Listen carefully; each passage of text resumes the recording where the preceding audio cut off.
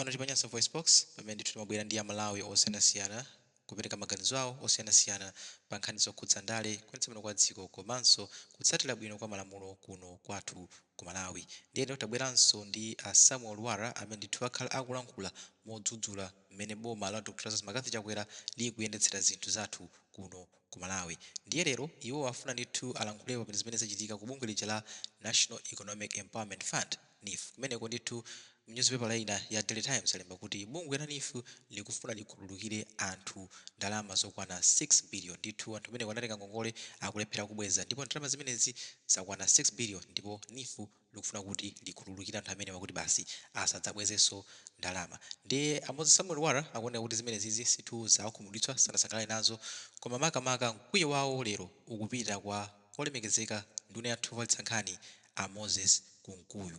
Ndiye ndikhale modzi pano pa Nyasa VoiceBox kuti timve kuti ndi chifukwa chani Samuel Lwara akulankhula mokwiya ndi A Moses Kumkuyu kwa mpaka kwa utchira kuti A Moses Kumkuyu is a useless asset to Malawi. Ndiye ndikhale modzi kuti timve kuti why is Honorable Moses Kumkuyu a useless asset to Malawi according to Mr. Samuel Lwara pano pa Nyasa VoiceBox. Ndiye mukamvira Lwara amenewa mwachisolo wezi tikupemphani kuti muike maganizo anu in the comment section below kuti mugwirizane nazo kuti Akumkuyu akulephera ntchito ngati nduna yofalitsa nkhani kapena Lwarawa ndi mkwiyo chabe ndi boma la Dr. Chakwera. Tikhale modzi pano pa Nyasa VoiceBox. Good morning, my comrades. Thank you very much. Azanga mnabwera ku inbox after my last VN last evening. Let me just tell you Malawians about this minister, so-called Moses Kumkuyu, Minister of Information. The guy is just useless. That's all. Don't beat about the bush. The guy is useless. This Minister of Information, wherever he is another useless asset of Malawi. He can't tell us anything about how this thing has happened, about the 6 billion loan write-off. Sanganene chanzero amene he's been a minister before, for information. Serving the same government, imene nali ndi madefu. Anaphunzirapo chani ye. Choti panga mistake imene yewe. He was a minister under JB when there was madefu. Anapangapo cha. What lesson did he learn from just band administration when amapanga manage madefu? So today is coming kuyankhula ngati ochenjera ndo watulo kwambiri minister amene is very useless minister. And Malawians, let's not waste time talking about these people. And even in my radio station, I mean, akapanga interview achina Kumkuyu wawa, people like Kumkuyu. Now saying akumaziwa kuti akuyankhula ndi anthu opanda pache. He's only defending useless. Irrelevancy, imene amapanga defend. We can't just be a stupid country kumakhululukira ngongole mpaka 6 billion. What were those people given loans? Anapangacha?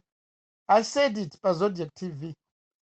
You can't give loans to people who don't go for trainings. Never. And then ukaphunzira ntchito. Kwaphunzisa. In those days, my farm institute. Kunali DMAT. Kunali poet. People were trained before given monies. Where are the institutions? Though the 6 billion kwacha given to people. There should be a bigger training institution. Yomwe izaphunzisa how to manage loans. Even Yamata, as it Peter, Gauma technical schools. Akaphunzira the way akupangira chana wow. These people activator. People must be trained before giving their loans. You can't just give loans blindly. 6 billion kwacha. What is happening? And loans should not be connected to politicians. Politicians should not be talking about loans. Let the technocrats people, they know how people discuss loans. They were DMAT inalirikali. They were madefumina inalirikali. This is a total mess. And if it all akarakara to change la wawa, sakanabwe sapoira nkhani ngati imene iyi. Yomwe openly. When other people still are paying their loans. Mubwera poira kuti amwechita cut. Ngongole zina zimene mnapasa anthu akulepha bweza mwachita write off. How?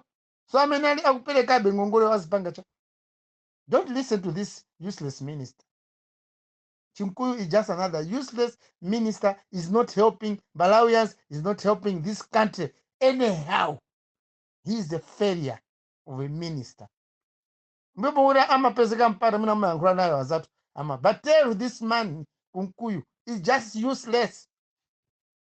And is killing whatever is doing. Akupa chipani cha MCP.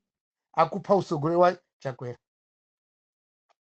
Chakwera nayeso aligulomwera ama useless people. I don't know why Chakwera has kept this man for too long as an information minister. He's doing nothing. Even if you can look to his records, he has never made any achievement to the party as MCP, even to government as a means of information. Matama bas. He's just doing matama. Just a waste of time. Munzola ngongole 6 billion Malawians money.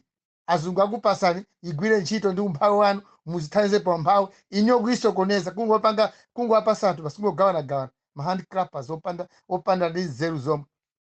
Failing to manage the small businesses. Kena kubasi. Mufuna vote 2025. Then kawabomba mufuna zapakicha. You want to destroy many things. You want to kill the economy to zero.